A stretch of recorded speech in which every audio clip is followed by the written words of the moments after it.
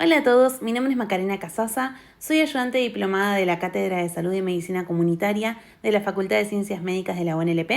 En este video vamos a hablar del trabajo práctico número 2, la comunidad local y su contexto. Vamos a abordar los conceptos claves que hay que tener de base para poder después trabajar en el trabajo práctico y sumar las lecturas que tenían para trabajar en casa.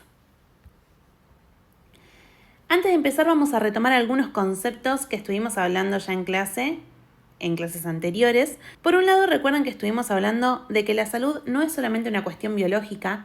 Estuvimos de hecho viendo, por ejemplo, las diferentes definiciones de salud que tenían en cuenta un montón de otras cosas, no solo la biología. También estuvimos hablando de que los determinantes sociales de la salud son esos factores que influyen sobre la salud de los distintos grupos.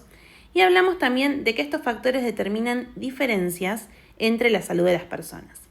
Entonces ahora vamos a interiorizarnos en otros conceptos. Empecemos pensando, ¿es lo mismo hablar de desigualdad o de inequidad? Bueno, la realidad es que no. Cuando hablamos de desigualdad, hablamos de una diferencia. Y cuando hablamos de inequidad, hablamos de una desigualdad evitable e injusta. Ahora, ¿es lo mismo hablar de desigualdad o inequidad que de pobreza? Bueno, tampoco es lo mismo.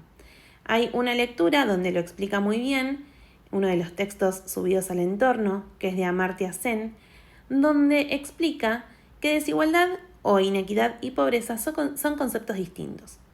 Un ejemplo sería que yo puedo tener una población con mucha desigualdad, pero pocos pobres, o que yo puedo tener una población con poca desigualdad, pero porque en su mayoría son pobres. Entonces, ¿qué entendemos por pobreza?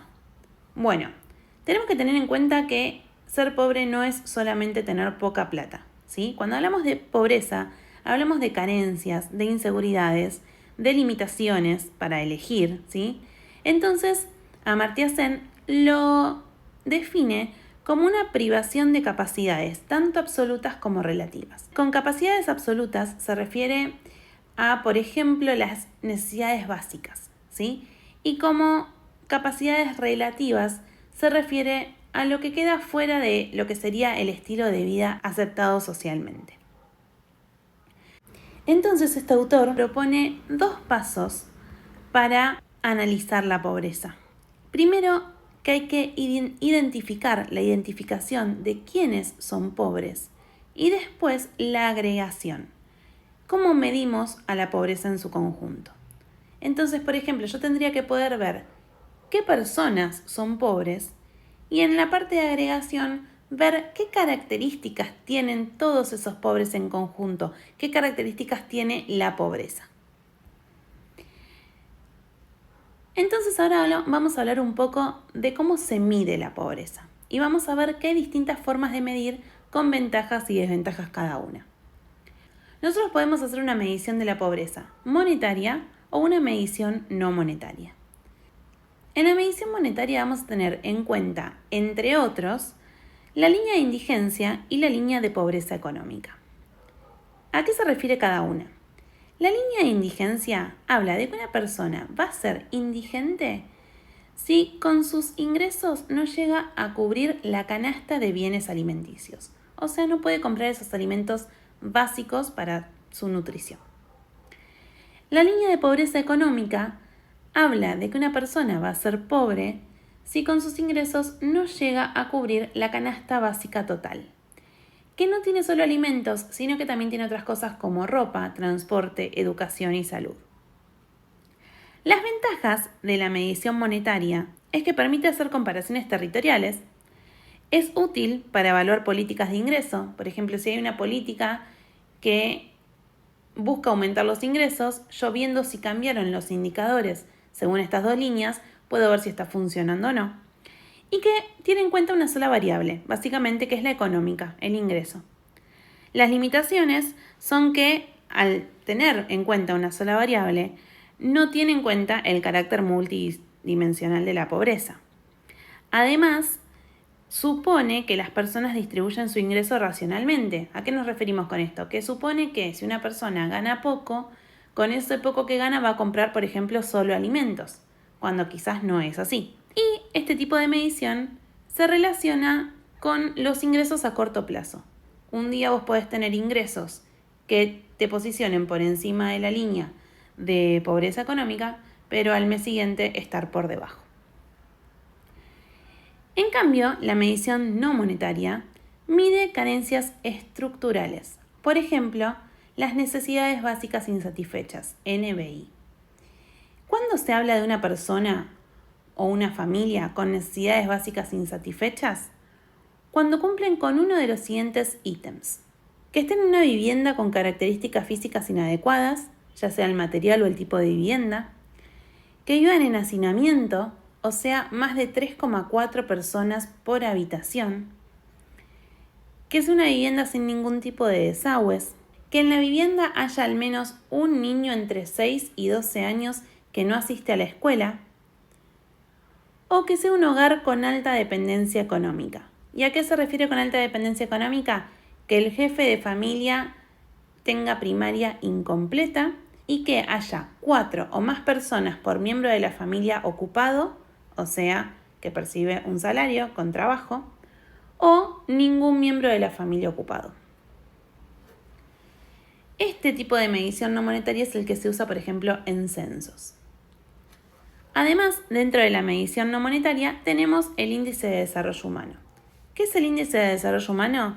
Tiene en cuenta 3 componentes. La esperanza de vida al nacer, como parte fundamental de la salud, el logro educativo, que está evaluando la educación, y el ingreso, que está evaluando la economía.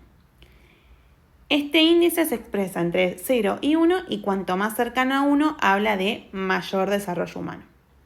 La ventaja de todo esto es que permite comparaciones internacionales o regionales y la desventaja es que como habla de una pobreza o una carencia estructural, tiende a no modificarse en el corto plazo.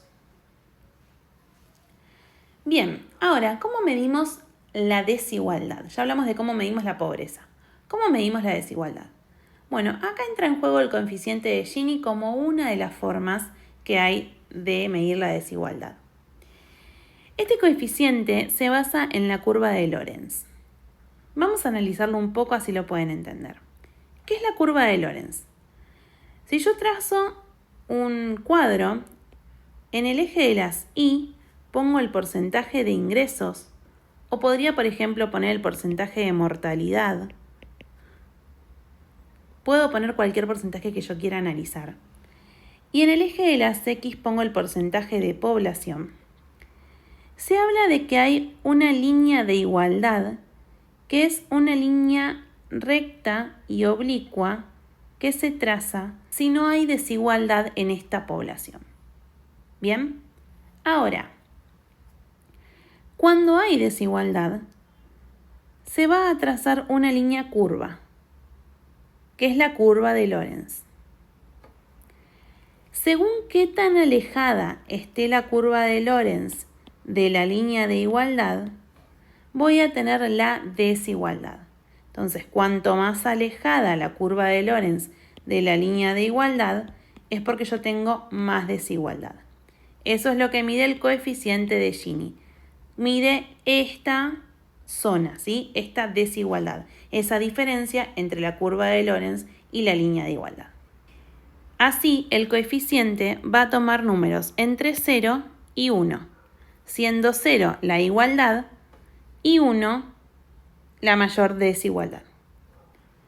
Bueno, y entonces ahora con todo esto, ¿por qué nosotros desde el sector salud creemos que es importante entender cómo se mide la pobreza y la desigualdad?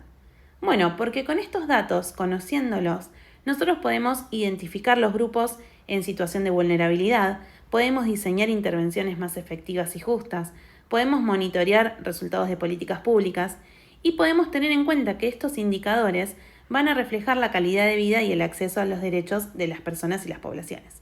¿Bien? Muy bien. Bueno, chicos, entonces con esto terminamos. Espero que se hayan entendido bien los conceptos. Recuerden leer los textos aparte que les mandamos para que todo esto lo podamos abordar en la clase, trabajar sobre los casos y poder sacar todas las dudas.